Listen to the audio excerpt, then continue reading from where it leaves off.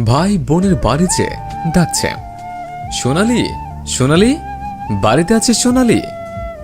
বোন অত্যন্ত খুশির সাথে ঘর থেকে বেরিয়ে এসে বলল, ভাইয়া কেমন আছিস?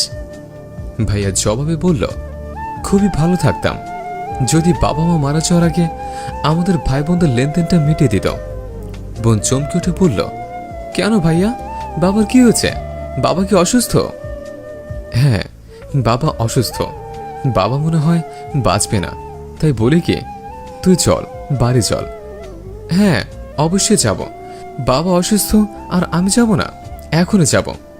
হ্যাঁ যাবে, কিন্তু যে কি করবে সেটা আমি বলে দিচ্ছি, আর যেটা বলে দেব সেটাই করবে। ভাই বোনের কানের কাছে যে ফিসফিস করে কিছু কথা বলল। বোনকে সাথে নিয়ে বাসা থেকে বেরিয়ে গেল। বোন বাসা যাওয়ার পর বাবার কাছে দৌড়ে চলে গেল। তারপর বাবার মাথায় হাত রেখে বলতে লাগলো, বাবা কি অবস্থা তোমার? খুব খারাপ লাগছে? খেয়েছো কিছু? গোসল করেছ?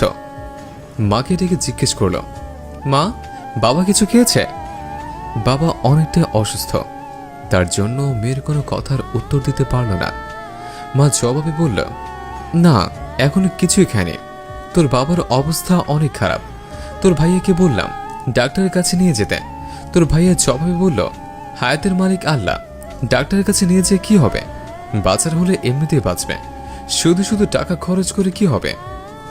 কথার শুনে মেয়ে অবাক হলো এবং মাকে বলল, মা তুমি বাবাকে খাবার দাও, বাবাকে গোসল করানোর ব্যবস্থা করো, আমি ভাইয়ের সাথে কথা বলছি। বলে বাবাকে হাসপাতালে নেওয়ার ব্যবস্থা করছে। এই বলে বোন ঘর থেকে বেরিয়ে গেল। রাস্তার সাইডে দাঁড়িয়ে দুই ভাই মিলে তর্ক করছে। বড় ভাই ছোট ভাইকে বলছে, দেখ আমার সংসার আছে, আমার বউ আছে, আর আমি বাবা মাকে অনেক দেখেছি, বাবাকে মাকে অনেক খাইয়েছে, সম্পত্তি কিন্তু তোর থেকে আমি বেশি পাই। দেখ সম্পত্তি নিয়ে আমি তোর সাথে কোনো কথা বলতে চাচ্ছি না। সম্পত্তির বিষয়টা বাবা এখনো বেঁচে আছে, বাবা দেখবে, আর বাবা বেঁচে থাকতে থাকতেই সম্পত্তিগুলো একটা ব্যবস্থা করতে হবে। তুই যে কোনোভাবে বাবাকে আগে বুঝিয়ে বল যেন আমাদের সম্পত্তিগুলো খুব দ্রুত ভাগ করে দেয়, নইলে কিন্তু আমাদের ভাইদের মধ্যে অনেক ঝগড়া হবে, তখন কিন্তু আরো অনেক বড় আকারের সমস্যা হতে পারে। এর মধ্যে বোন আসে, এসে ভাইদেরকে বলে, তোরা দ্রুত চল, বাবাকে হাসপাতালে নিয়ে যেতে হবে। বাবার অবস্থা খুবই খারাপ, কিচ্ছু খায়নি, এখনো গোসল করেনি, কথা বলতে পারছে না। বড় ভাই বোনের দিকে চোখ গরম করে তাকিয়ে বলে, সোনালি তোকে আমি কি শিখে এনেছি? তোকে আমি কি বলতে বলেছি বাবাকে? আমি তোকে বুঝিয়ে বলতে বলেছি যেন আমাদের সম্পত্তিগুলো ঠিকঠাক মতো বুঝিয়ে দেয়, ভাগাভাগি করে দেয়। তোর ভাগ তুই পাবি, আর আমাদের ভাগ আমাদেরকে বুঝিয়ে দিবে। আর তুই সেটা না বলে বলতে আসছিস বাবাকে হাসপাতালে নিয়ে যেতে হবে। আরে বাবার হায়াত তো শেষ, আল্লাহ বাঁচানো হলে এমনিতেই বাঁচাবে, হসপিটাল কেন নেব বল? ছোট ভাই বোনের দিকে তাকিয়ে বলল, আপু বর্তমান যুগে টাকার অনেক মূল্য, বাবা বাঁচবে না, বাবার পেছনে টাকা খরচ করার কোনো দরকার নেই। তুই ভাইয়া যেটা বলেছে সেটা কর।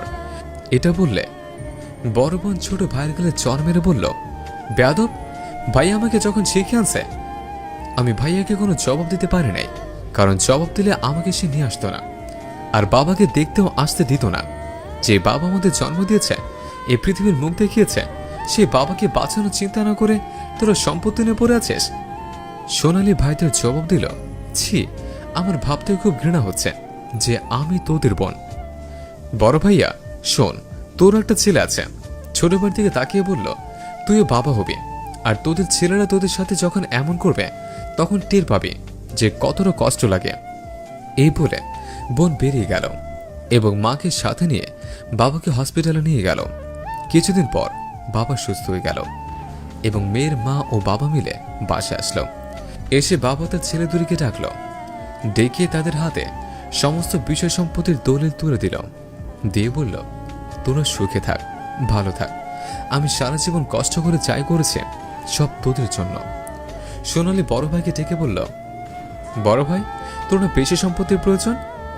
আমার ভাগের সম্পত্তিও আমি তোর নামে লিখে দিয়েছি, আর হ্যাঁ আমি তোদের থেকে বেশি এবং দামি সম্পত্তি নিয়ে যাচ্ছে আমার বাবা ও মাকে।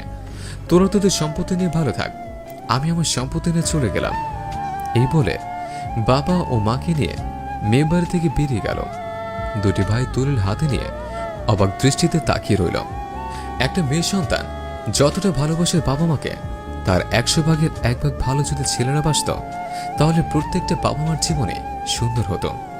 মেয়ে সন্তান বাবা মায়ের জন্য একটা জান্নাতের মতো। রেসপেক্ট করবেন মেয়ে সন্তানগুলোকে। ধন্যবাদ।